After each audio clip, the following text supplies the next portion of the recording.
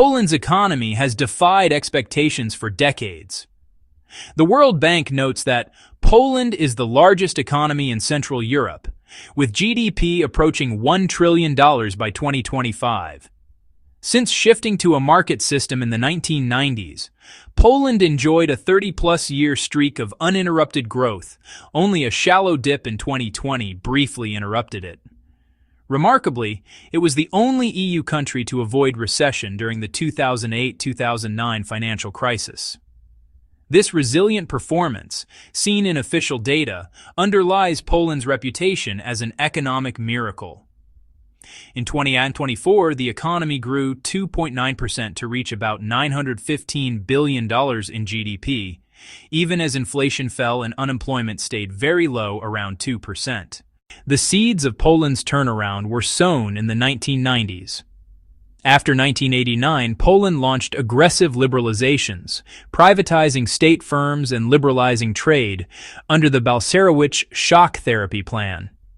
By the early 2000s, the country had stabilized and qualified for EU entry.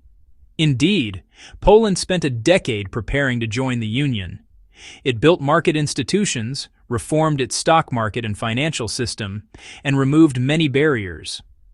When Poland entered the EU in 2004, it immediately tapped vast resources. Roughly $67 billion of EU structural funds flowed into Poland in 2007-2013, and another $86 billion in 2014-2020. These funds modernized highways, railways, schools, and farms, boosting productivity. Free movement of labor allowed millions of Poles to work in richer EU countries, reducing unemployment and sending remittances home. By 2008, Poland's GDP per capita, PPP, had climbed about 15 percentage points closer to the EU average, and growth rates hit 6 to 7%. In short, EU integration turbocharged Polish development. Poland's diversified economy and prudent policies helped it sail through later shocks. In 2008-9, as much of Europe fell into recession, Poland kept growing. In 2009, EU GDP fell about 4.5%, yet Polish GDP rose 1.6%. Analysts credit strong domestic demand, a tightly regulated banking sector, which avoided toxic debt, and a flexible zloty, outside the euro, that absorbed shocks. Its trade also helped. About 25% of Poland's exports go to Germany, its largest partner. Even the COVID-19 pandemic caused only a shallow COVID-19-induced recession, and the economy rebounded quickly in 2021.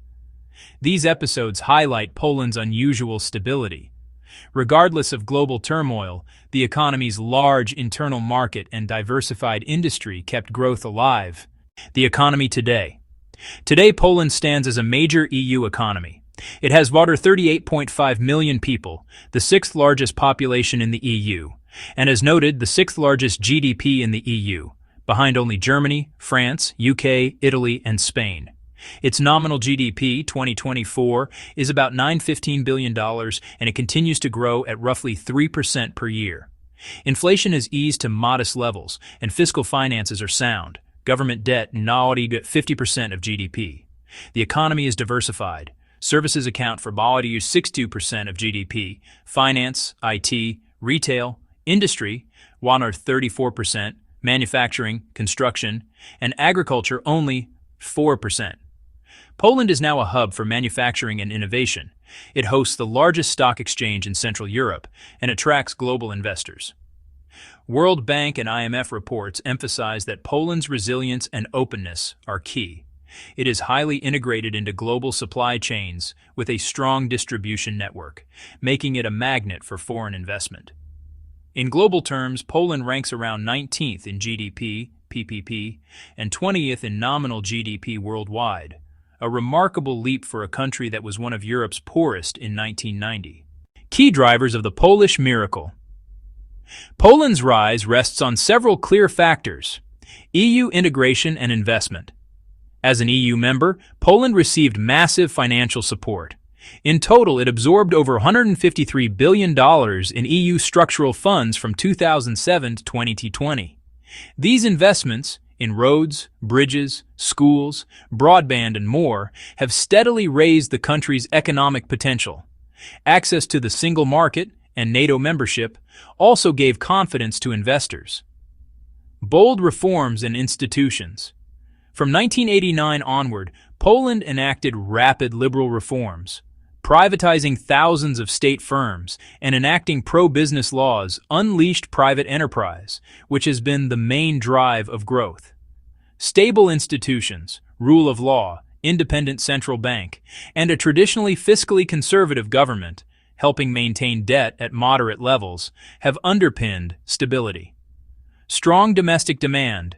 With nearly 39 million consumers, Poland boasts one of Europe's largest home markets. Rising wages and improved living standards have fueled robust private consumption. Deutsche Bank notes that private consumption is the key driver in recent years, supported by wage gains and social programs. This large internal demand cushions the economy against external shocks. Export competitiveness. Poland's location and diversified production make it a European export leader. It borders 7 countries and has key Baltic ports, linking it to both Western Europe and Eastern markets. Top exports include cars, machinery, electronics, and agri-food. Germany remains its biggest trading partner, about 25% of Poland's trade. But Poland also sells heavily to the entire EU. This export base grew out of Poland's flexible currency, which kept exports cheaper in crises, and a focus on manufacturing quality. Prudent financial policies. Unlike many peers, Poland's banking sector avoided large foreign currency debts and took a cautious approach. Its monetary policy, especially keeping the zloty floating, has given it room to maneuver. Credit ratings agencies, S&P, Moody's, Fitch, rate Poland A or A2 with a stable outlook.